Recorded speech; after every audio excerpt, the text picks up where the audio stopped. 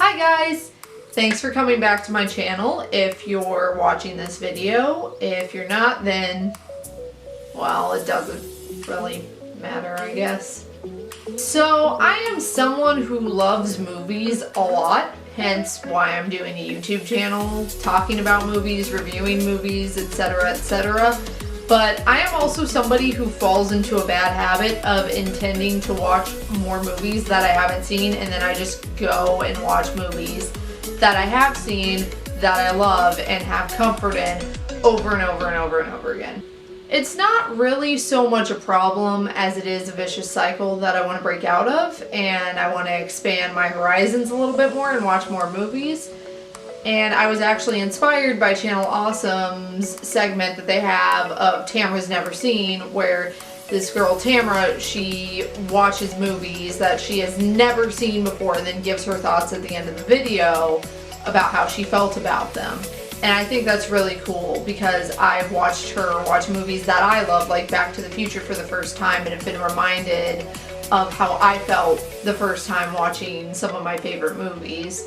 And I felt like that would be something cool to do over here. It would give me an opportunity to force myself to watch a bunch of movies that I haven't seen yet and broaden my horizons. So that's why I'm doing it. I thought it would be fun to call this series of videos First Time Fridays.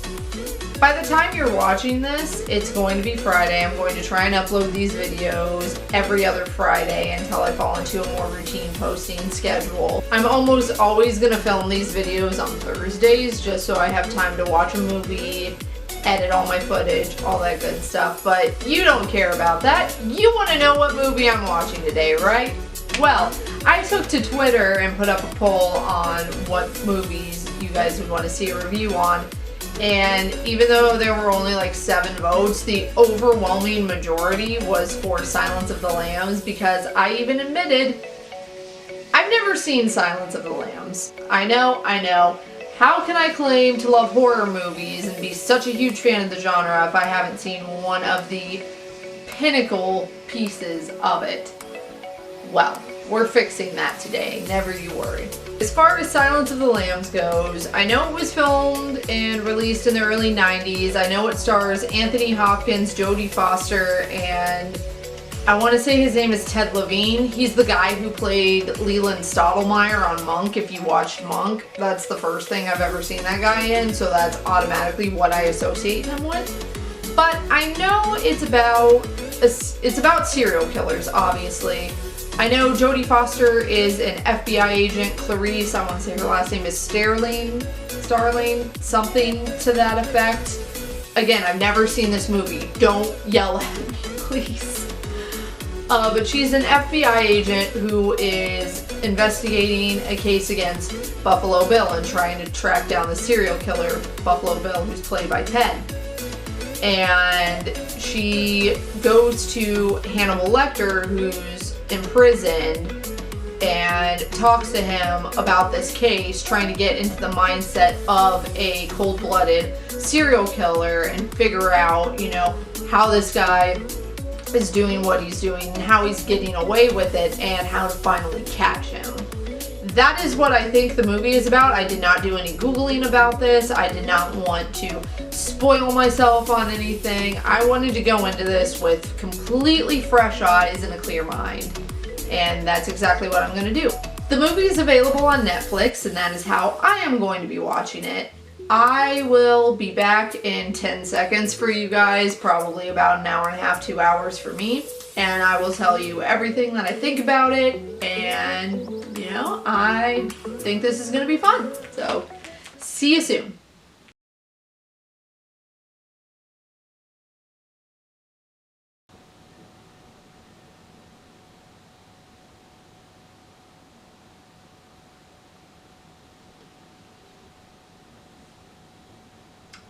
Holy shit. Okay, so I can't even form words around what I just saw.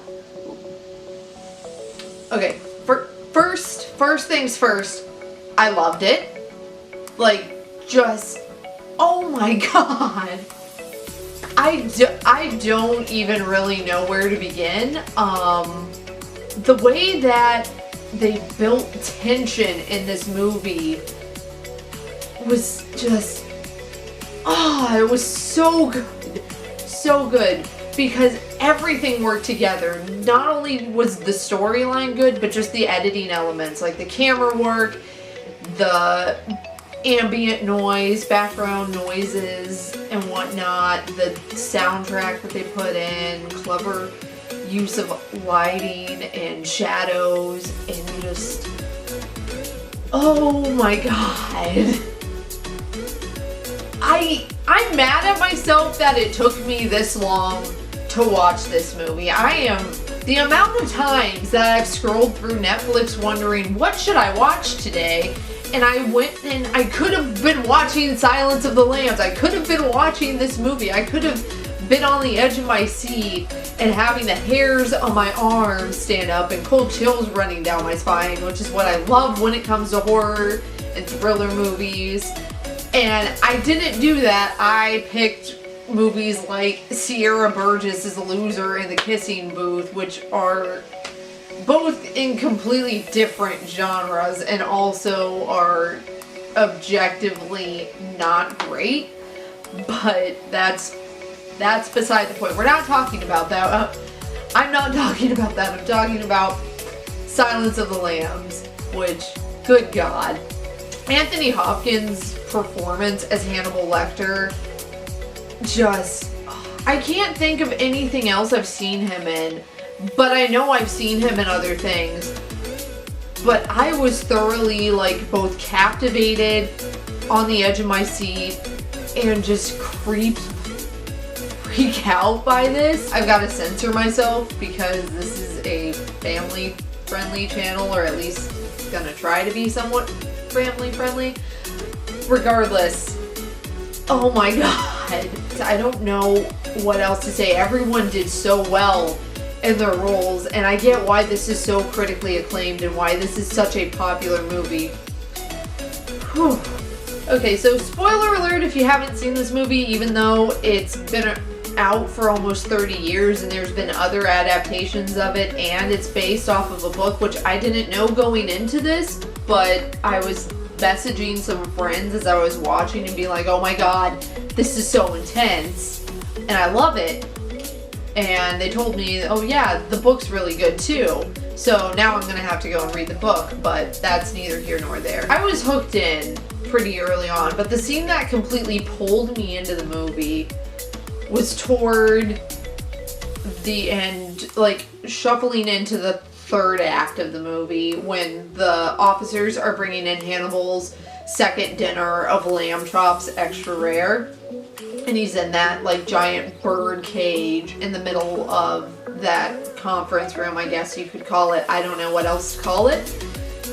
And just, you see Hannibal pull this lockpick out of his mouth and hide it in his hand, and you know shit is about to go down. There's classical music playing, and he just follows the routine seamlessly. You know, they cuff him around the bars so that they can enter the enclosure safely, set his dinner down, exit, uncuff him, and he can eat. And that is not what happens, as you can probably imagine. Good God. Just the way that they did everything. And then you think he's dead on top of the elevator, on the roof of the elevator, and they pull the guy down and his face is completely mutilated, so you think like, okay, you don't even think anything, you don't even really see his face, because then they cut to the ambulance where the officer that was breathing shallowly and was supposed to be alive is there, and they're on the phone with the hospital telling them about what's going on, and then the guy sits up and takes off the mutilated face, and it's Hannibal Lecter, and it's just like, you know right before that happens that it's him, but it just times out so perfectly, and it's so good. Oh my God. And then of course the climax of the movie, where you see the FBI get like hunkering down outside of this house, and then it cuts to Clarice approaching a house and she's following a lead, and then it cuts back to the FBI, and they're ringing the doorbell, and then it cuts to the basement of Buffalo Bill's home, and the bell's ringing. And kudos to Catherine, who was captured, by the way, for getting the dog. That was smart. Also kind of stupid, but also very smart. But yeah, his doorbell alert bell is going off, and then it cuts back to the FBI, and they ring it again, and then it cuts back down to the basement. So he goes upstairs, and you see the FBI are like, okay, let's move in. And then he goes up and answers the door, and he pulls the door open right as the FBI are gathering around this house. But when he pulls the door open, it's Clarice, and the FBI is raiding the wrong house. And now you have Clarice and with the killer, and she knows it. She may not, no, I'm pretty sure right away she knows, and she gets confirmation when the Buffalo Bill gives his name that it's him. James Gordon, I think that's the name that's his name in the movie. But yeah, he gives the name James Gordon, and she just knows, and then she asks to use a phone. And there's this beautiful shot too. Like, I didn't mention the moths, but there are moths. I can't remember the specific kind of moths, but they're very rare. They're from Asia. They have to have them in the United States, you have to import the eggs specifically and raise them in their own enclosure, so it's more natural habitat for them. And that's a hobby that Buffalo Bill has, and that's a clue that he left behind in his victims that basically, long story short, lead the FBI, lead Clarice especially, to him, or help identify that it's him. You know, it's an important clue. And there's this shot when she's talking to Buffalo Bill in his home where she's in a doorway, and right next to the doorway there's a painting of the moth. And it's just, it's such a good shot. It's a good shot to me thematically. I loved it. And just the tension just built from there as soon as she asks to use his phone. She knows, he knows that she knows, and she knows that he knows that she knows, and it just, it just all goes to hell from there for a bit. She's going around the basement, she finds Catherine, and then she's trying to find Buffalo Bill this whole time, and then he cuts the lights, and you see these night vision goggles come on. And for a split second you think, okay, good, Clarice is prepared, and then you realize, no, she doesn't have those. And it just, your heart sinks when you see the goggles focus on Clarice. I knew deep down she wasn't gonna die, but also I didn't know, if that makes sense. Because the whole time I'm thinking, oh my god, this is it. Like, this is how it ends. She's just gonna get killed by Buffalo Bill, and he's gonna run off, and they're never gonna find him. But that's not how it ends. He eventually corners her. She gets cornered. She doesn't know that he's right there. But he holds up his gun, and he, I don't know the right terminology, he cocks it, I guess. You know, basically to load the bullet into the barrel. Again, I don't know, so don't come for me. But anyway, she hears that click and immediately opens fire on him. And you just feel, I felt just this whole weight lift off of me. Sorry, my camera shut off there for a second. But you feel this sense of content. And of course it's interrupted because Clarice gets a phone call, and it's Hannibal Lecter, and he's just congratulating her, and she wants to find out, she's like, where are you? What's happened? Like, you know, she needs to find this guy who escaped. He tells her not to worry, he's not going to come after her because it's a more interesting world with her in it, which, you know, kind of weird, but whatever. But then he has this line. And if it wasn't Anthony Hopkins, if it wasn't in this movie, if it wasn't, it would be so cheesy if just all these elements weren't so perfect together. but he just says, I'm having a friend for dinner. God, 10 out of 10, honestly. And again, I'm disappointed in myself that I waited this long to watch this movie. But also I'm glad I did, because I was able to capture this reaction, I guess, on camera.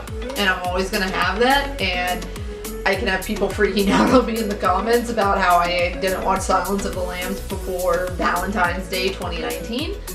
But regardless, it's done. I watched it. I absolutely loved it. And if you're a fan of horror movies and you haven't seen this movie yet, what are you waiting for? Don't be like me. Don't keep pushing it off and pushing it off and pushing it off. Go and watch it. If you liked this video, give it a thumbs up and leave a comment down below on what your favorite horror movie is, or if you have any suggestions of movies for me to watch in the future. If I haven't seen them, I will definitely put them on my list. If you want to see more content like this, hit the subscribe button, and if you want to be notified the second that I upload a video, hit